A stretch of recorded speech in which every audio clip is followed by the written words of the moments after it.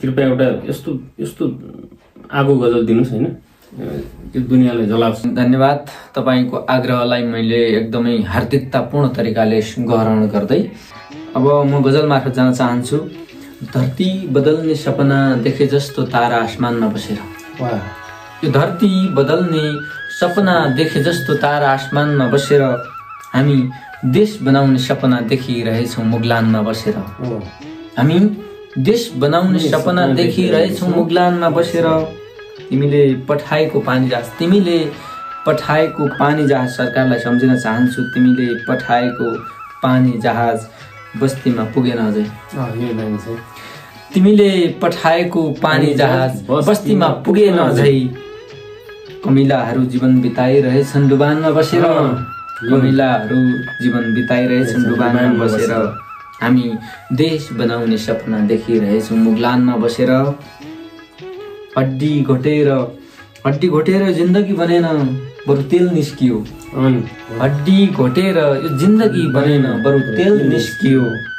हामीले देश बनाउने सपना देखिरहेछौँ मुगलानमा बसेर। हड्डी घोटेर यो जिन्दगी बनेन बरु तेल निस्कियो।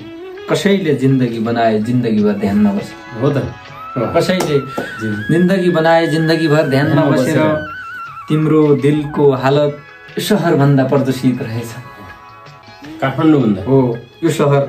तिम्रो दिलको हालत यो सहरभन्दा प्रदूषित रहेछ। तिम्रो दिलको हालत यो सहरभन्दा प्रदूषित रहेछ।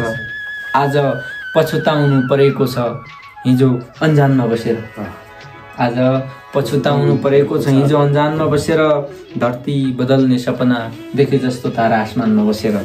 अन्तिम शेर मेरो सामु हुरी बनेर चुनौती पेश गर्छन् दुश्मनहरू। हो त नि, मेरो एकदमै नजिकको मित्र कमरेडली भावनाको मित्रसँग बसेर म मेरा दुश्मनहरूमा यो शेर पस्किन चाहन्छु।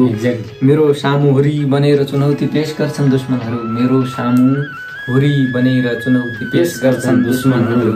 मेरो सामु हुरी बनेर चुनौती पेश गर्छन् दुश्मनहरू।